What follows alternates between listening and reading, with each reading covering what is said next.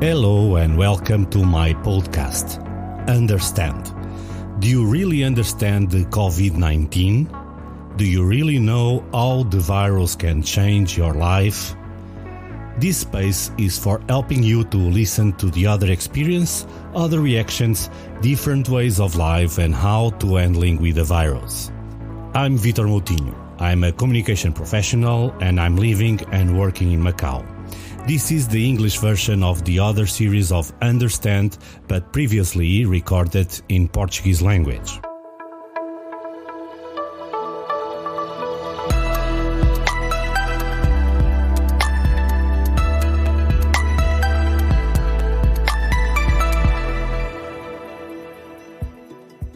This talk takes us to the state of Israel, a country in Western Asia located on the southwestern shore of the Mediterranean Sea. Roni AHARON, she was living for long years in Dumaguete Island, in the Philippines. She lives and works around the globe, expanding her company Atlantis Dive Resorts. Like me, she's also an ocean lover and a fanatic with underwater world. Because of this pandemic, she almost gets stuck in Europe, but in last minute get a plane ticket to Israel, and since March she's living in the country. Working for her at the moment is a nightmare. She sold all her belongings in the Philippines and decided to restart a new life in Israel.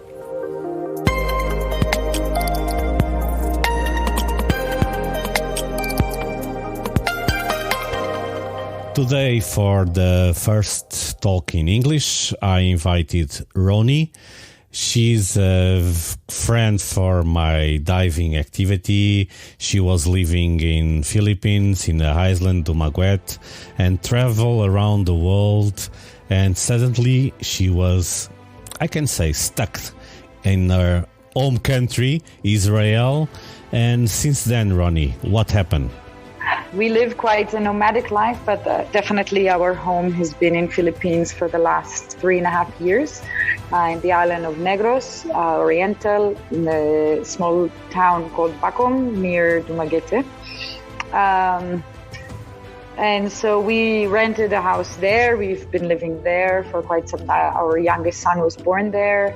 And of course, because of my work, I travel quite a bit and I handle the sales for Atlantis Dive Resorts in Asia and in Europe. And so January, February, and March is normally the show time of Europe. So the last year and also this year, we came to Israel, where we are originally from. So the kids are here, see their grandparents and go to school. And my husband is here as well. And then I go back and forth from Europe, which makes it quite close. So last year we did it. They were here for 3 months. I went back and forth. Also visited Portugal for the first time last year. It was wonderful. With a good friend of Vitor, who showed me around and remained a very, very close friend of mine. I love this guy. And so, yeah, it's been very interesting 3 months and running around. So this year we said, okay, great. It worked last year. We will do it again. And so we came to Israel in the end of December, 31st of December. January and February, I was on the road constantly, like I always am. And when I came back from my last trip, and this time we had a family was subletting our house in the Philippines. We did the same thing last year. So we had a sublet in our house. And then at the end of February, when things were starting to break, so the first case out of China was actually in Dumaguete. It was a Chinese guy who came to one of the resorts and later, unfortunately, passed away in a hospital in Manila. And his wife, I believe as well, I think she survived. I think she's alive, but he didn't make it. And they were young. So actually, Philippines was the first country affected out of China, knowing or publicly affected, let's call it that. And so immediately they were starting to get measurements and stuff. And so when I came back from Spain on the 29th of February, everything was still open, everything was still fine. I came to Israel. After a week I've been here, our government declared that anyone who came in the last 2 weeks needs to get into house quarantine. So after a week I've been running around, I had to get into the house and do quarantine. And then a week later, when I was done with the quarantine, I think already the world has started to change. On the 14th of March, the president of the Philippines declared that they are about to shut down borders and inter-island movements. At Atlantis Resorts, we have the two resorts. We evacuated everybody from Porto Galera. They actually had a 12-hour window. The president gave a 3-day window to get to Manila and to get out. But the Porto Galera governor, the Mindoro governor, basically said 12 hours and get out of the island. So we've evacuated the entire resort. March is our busiest season. People were all over the place. But we are so happy we did it because other resorts didn't do this and they ended up with guests getting stuck there for months in time where there is no supply, there is no food. You know, your staff can't get to work because there's lockdown. So it's really complicated trying to run a business for two people who didn't want to go home. So we were quite lucky. We told everybody there is not really a choice. They have to basically evacuate and leave, which is what happened. That was basically happening in the Philippines. Now, I assume that, again, like you said, the goal of this talk is not about the business or the Philippines. It's more about how what I people want were you, personally affected. to tell me, and if you can get, is that do people understand how it's difficult to handle this situation, handling a job, traveling around the world, try to promote a business, and suddenly you are stuck, you are stopped, you cannot travel, and you still need to work, you need to do some activities to your company. How you handle with that situation? So I think, let me go back to March, middle of March. So when all these things started happening, we didn't know what was going to happen. I think that was the biggest challenge was really the uncertainty. It wasn't about, yeah, of course it was. Look, I'm used to traveling. I'm used to going around and seeing so many people and all that. So I think on the business side, it was very difficult to manage because nobody knew what was going on. And so when 14th of March came and we started to evacuate, I was starting to get calls from groups who were coming towards the end of March asking me to cancel, to reschedule, or what is happening, or are we open, or what's going on. And nobody knew. Nobody knew what to do. Nobody knew how long this will be and how to react and how to manage this situation. And every day we kept telling people, just hold on. We don't know. We ourselves don't know. I mean, really, we didn't know. So that aspect of the business and trying to handle the uncertainty from the clients, from our agents, from the groups, from the guests, they were asking us all these questions that we couldn't answer because there was also not very coherent response from the Philippines government. And so people were saying, okay, there is now a curfew, but how long is it going to be? And we said, we really don't know.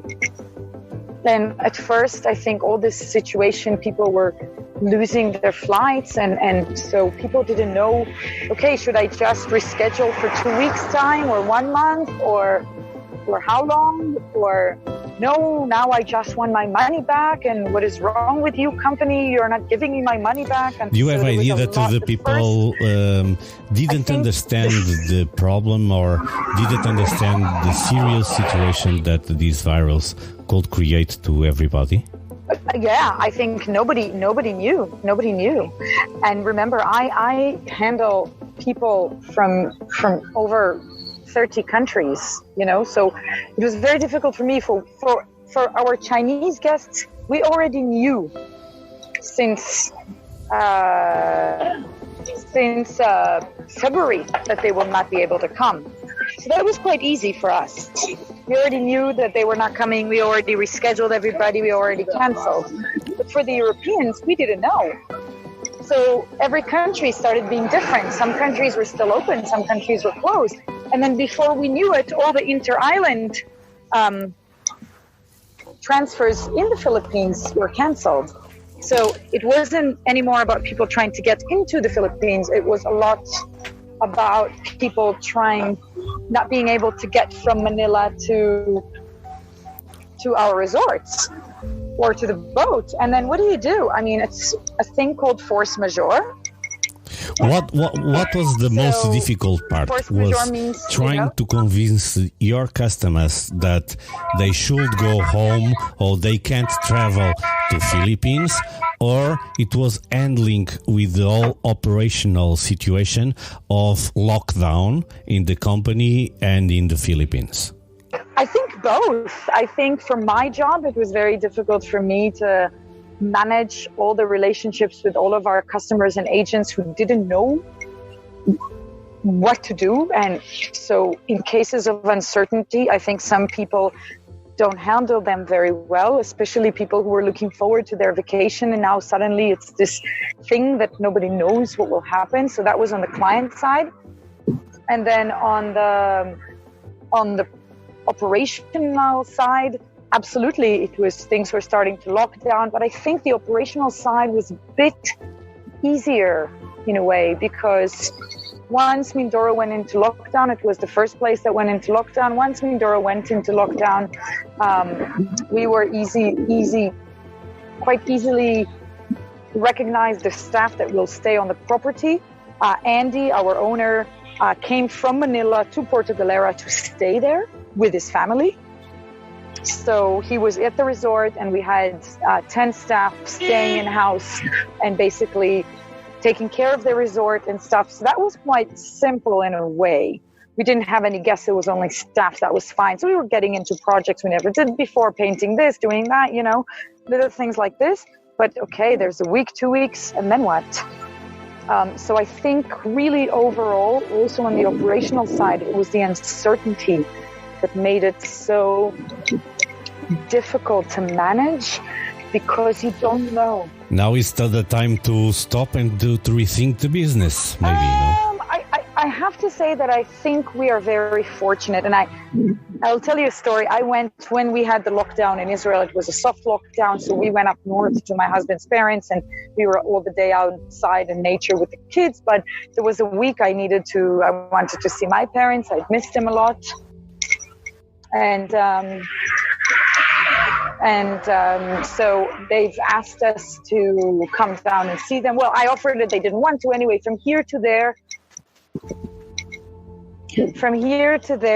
I went to see the school teacher, or the kindergarten, the private kindergarten where my kids go to school. So I asked the lady, obviously, can you imagine? Same thing. There are no schools. So parents went to a lot of these kindergartens and said, I'm sorry, we should not be paying for this month because you didn't provide kinder. It's very similar to the case of Atlantis and the force majeure. People say, oh, well, I don't want to pay for my vacation. I want my money back. But it's not our fault. So I asked her how she's handling with this. And she said, any business that after 1 month is unable to operate, or after 2 months is unable to operate, needs to rethink their business strategy. So I don't think we were ever at a point where we needed to think about the existence of the business, but it's definitely a time where you have to really keep your hand on the pulse and manage in a crisis mode, and that is not, it's actively planning ahead in a case of uncertainty. So you have to be really adjusting all the time. And I think we did a really good job with that. Andy did an amazing job with that, with the staff, with preparing. We, I think, realized before most people that this is going to be really long. So when the people in the middle of March went home towards the lockdown, we had given everybody a salary and a half. So we'll push them forward. So they wouldn't starve. Roni, in your personal experience, when someone, I don't know who have done that, told you, hey, you need to stay in Israel, you cannot travel, or I think you were in Spain when you realized that you could not return to Philippines and you got stuck. What was your first decision? We had a ticket to the end of March after the rest of the shows that literally got canceled one after another. So when I came back from Spain on the 29th of February, when I arrived to Israel, and then after 1 week I went into quarantine, and the following week I had tickets to 3 other countries to participate in 3 other shows, and one after the other the airlines canceled the flights. I had to call the hotels and get the money back and blah, blah, blah, blah, blah. But I was the first week I was just dealing with cancellations. And then somewhere in the middle of March, I was like, okay, what do I do now with our ticket at the end of the month heading to Philippines? So we called Cathay Pacific and first we just said, okay, we'll postpone it. And they let us postpone it to the middle of April. And I think after 1 week, Israel went into lockdown and we realized this is not ending. This is not ending. And I think also for me, because I was in touch with you in particular, and also with our clients and friends in China, I saw how long it was taking. So at that point, we had made a decision to just cancel our flight, get the money back, and see what happens. So we were able to do that, and I think we were quite lucky because we did it quite fast. Did you think on that time that your life will change radically?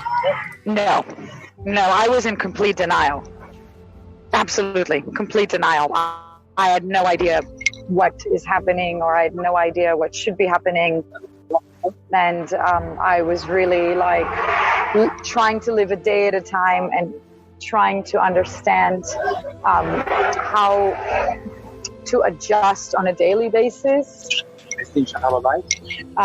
For example, how do we manage even the kids not being in school and being with them and, all that stuff. So it was really just a day at a time. We didn't think that far ahead. We really didn't. Just a day at a time. Do you think that you can return to your previous life again? So it's been going on and on and on, and it's been months, and we continued to pay rent, and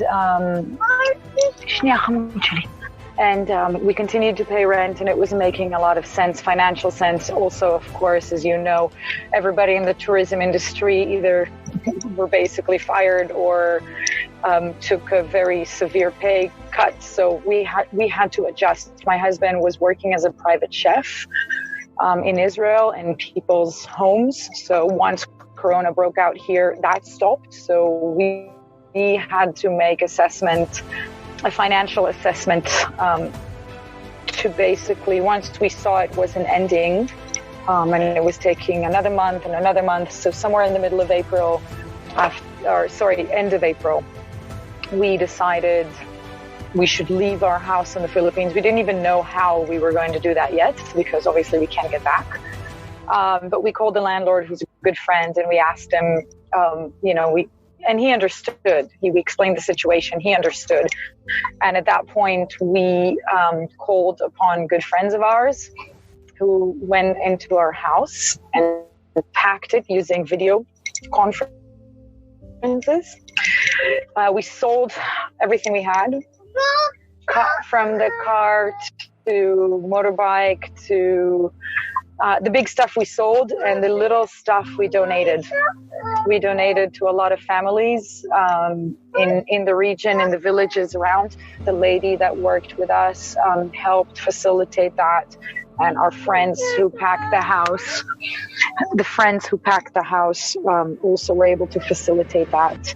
So it was quite a difficult time for us. It was quite a difficult time. And how to explain that to kids? How to explain that to your kids? I think my kids are a little bit different than a lot of other kids because they've already done this, 3 months in Israel, and now we are leaving our home, and then we go to another home, and then we get back. So I think they obviously were asking about the Philippines a lot, but it's something they already went through, and we told them we were going back to the Philippines. Once we realized we weren't going back to the Philippines, I did sat each of them down. My eldest is 4.5 and my youngest is 2.5. And the 4.5, he understands. I mean, he does. And so I've explained to him, we call it the virus. That's the name of this thing, the virus. So we say, listen, and they knew already this word because there's no school because there's virus. There is no, so they knew. But maybe they didn't understand how to stay at home, why you need to keep it away from other people, why you needed to stay long time in Israel and not traveling and maybe having more time with him. Well, absolutely. And quite honestly, when the schools got back to Israel, he literally told me, I don't understand why you can't just stay home with us. Why can't we just stay home and keep traveling every day in the fields and the greenhouses, and because we learned a lot of things about nature and the flowers and the bees, and it was springtime, so we had all this time together walking outside in nature and learning new things every day. And so they actually, I think for them, the Corona period was great, couple of months of having the nuclear family together. Spending time together, and which rarely happens for so long as I travel so much. So it was really nice in that sense. But we also explained to them everything that's happening. We explained to them about the virus, and we explained to them why you can't go to the playground and all this kind of stuff. So once we explained to them that the virus he's also in the Philippines, and it's hard for us to get back to the Philippines because of the virus. There is not a lot of airplanes. And so I think they understood it. So my eldest was asking, well, what happens to all my toys? Or most importantly, both of them were asking what is happening to Lenny, which is who is the lady that works with us. And so we've explained to them that Lenny now has to stay in Philippines because there's no planes, and that's where she lives. And right now we can't live there because we are now in Israel. And we used to call it, the joke was the virus that makes the world go crazy. And so when people would ask them, oh, and when do you go to Philippines? And they will say, oh, when the world stopped going crazy because of this virus. Literally as little kids, So yeah, I think we explained it to them, and I think they understood. But they have a really good setup here. I think that helped. Getting that sentence, are you getting crazy? If I am getting crazy? Yes. With these changes, with this situation, with this new kind of behaviors, washing your hands, putting maybe your mask or no, it's up to you. But do you think that the world get really crazy? I think the world has definitely gone crazy, but I also am really trying to manage the uncertainty as best as I can, and to make plans that are general guidelines. And so when we realized we were not going to go back to the Philippines, so what's next? And where do we live? And we didn't really plan to live here, and we never really wanted to live here, but it seems to be the right choice for the family at the moment. So on a personal level, it's been really difficult for me because out of the entire family, I'm probably the one who has the strongest will not to be here. But I have to put my will aside at this point and do what's best for my family. And that is not easy. So between all this mess, between all this bad luck, do you think that it was like a fortune to be stuck in your hometown? Imagine that you got stuck and you need to stay in Philippines. No, I had a really good luck. I mean, looking back, it was all very good luck. But again, when you're in the situation and it's uncertain and you don't know where is better. At first, I was just trying to get out of here. Middle of March, all I was doing is trying to actually get our ticket to be earlier so we can go back home. And I couldn't do that. I couldn't get flights. So, again, looking back, it was the best scenario because it was one of the first countries to open. Also, the healthcare here is much better than in the Philippines. And so overall, it's been definitely a way better scenario for us. Absolutely. How you handle the situation in Israel? Are you confined at home? Can you walk on the street? Can you go to other cities? Everything is back to normal, except for the cinema and the large concerts in big hotels. It's all back to normal. You can go between cities, you can go to small hotels, you can go to homestays, you can go everywhere, to the beach. Yeah, everything is back to normal. Schools are back, everything's back. You have to wear a mask, but yeah, that's about it. You can have close contact with other people, not the social distancing? Well, yeah, you can go to a bar with your friends. If you sit around the table, you don't have to wear a mask and you can sit wherever you want. And when you get out to go to the toilet, if you walk around, you must put a mask. So it's all really a little bit of bullshit, I think, with these masks, but whatever, we just follow the rules the government is saying, but it's very much back to normal. Everybody's running and jogging and biking, and summer started. The beaches are full. They are only restricting the number of people in the national parks, so you have to pre-register instead of just arrive. But everything is normal. Everything is normal. Buses, everything. And your family life is always normal, or you have to put some rules around? Rules? What do you mean by rules? For example, your kids, they're going to play outside, and when they come back, they don't enter at home without taking all the clothes, without taking... Oh, no. We really... but I am very... Vito, we've been talking about this a little bit throughout the time. Yeah. I never took this so seriously. I believe that a healthy lifestyle builds a strong immune system, and that is where we put our focus. So since the outbreak, I've really taken even an extra step with the nutrition of my children. Vitamin D and vitamin C have been proven effective in dealing with this virus, so we have definitely been out in the sun a lot and making sure that we have a lot of vitamin C. And so, no, we do wash our hands. Yeah, my kids call it Arco gel instead of alcohol gel. It's called Arco gel, and they think it's a game. So they run around, I want Arco gel. But we explain to them that the reason we are also careful right now is because we live with the grandparents and they are older, but also very healthy as well. So we just take precaution. And we want to make sure this virus doesn't come inside our house. So we wash our hands. Anyway, we live in Asia, so we have a habit of taking our shoes off when we come inside the house, which is not existing in other countries a lot. So at least, yeah, we definitely... Those are the only measures. But I also think in the beginning it was a bit more crazy, and now people have really eased their attitude towards this epidemic.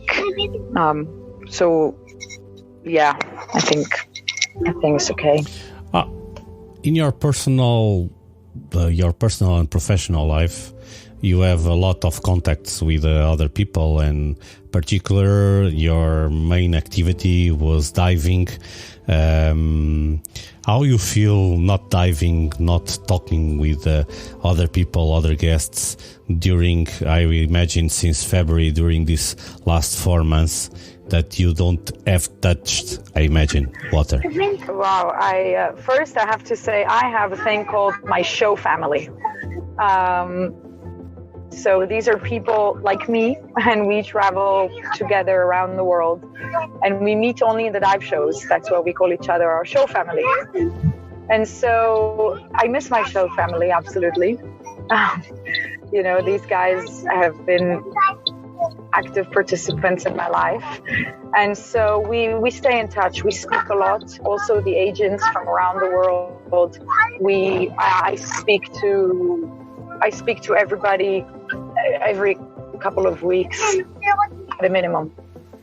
Some people I speak to way more than that because they've now become personal friends. So I stay in touch with everybody. I get the updates from the different governments, from the different places. Yeah. So, and also like what you're doing right now with me is what I've been doing is basically how people react and how people feel inside this mess. Do you think that this virus will change also the industry of diving? Oh, absolutely. Absolutely. Absolutely.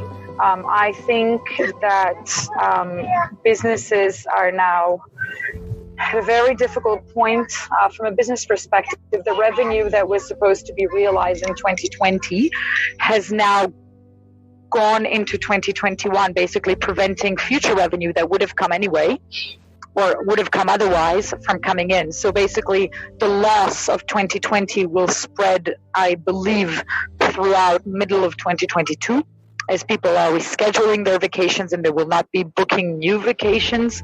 So from a business perspective, the effect of this, even if tomorrow everything ends and the borders open and people are back to traveling, it will still be a while until we get back to where we were before, which is a really, really good year for us as a business.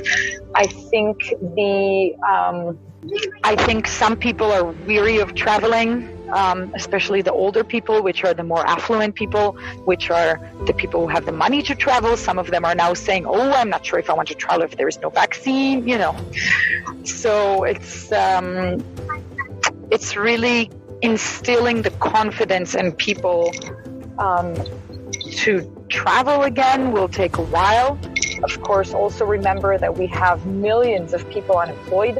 So we have dive shops that had sold trips and now people are not making their payments because they lost their jobs, because they haven't been working, because there's no government support in some countries. Any safeguard plan to recover the business, or will be an unknown future? I think it's an unknown future. I think we have to wait for the government regulations to even appear.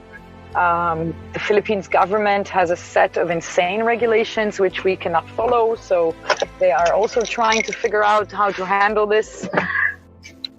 Everybody's just adjusting at this point. That's all we need to do.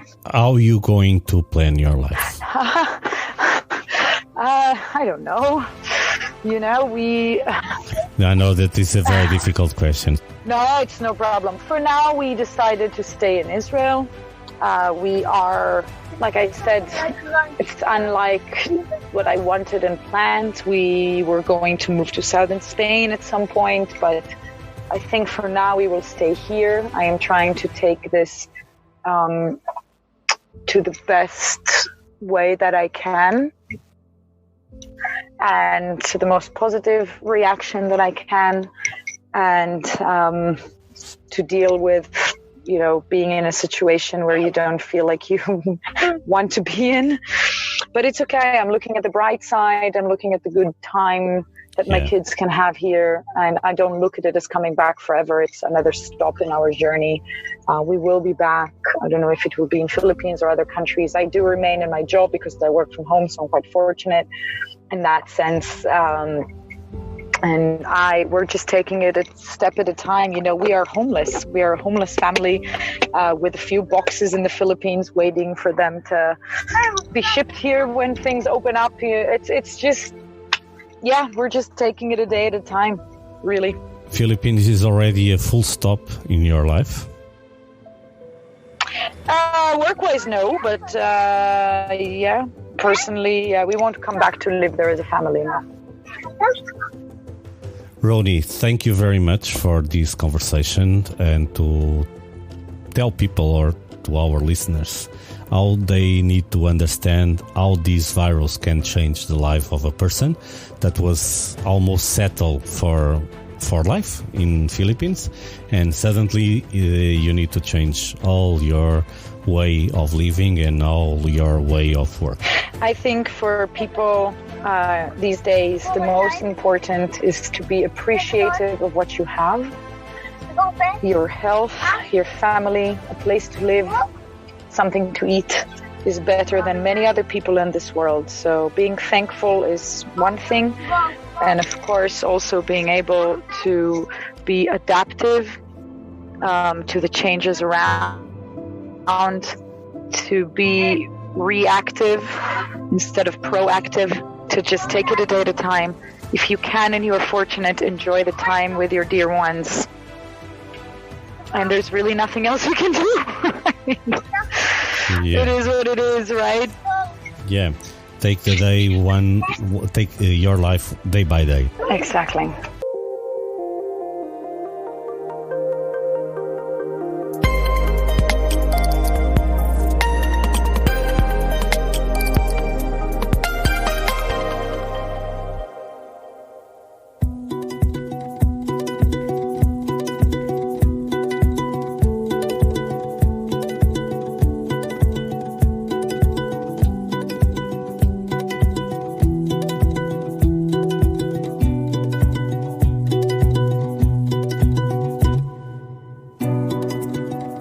The real consequences of the virus have not yet been fully discovered.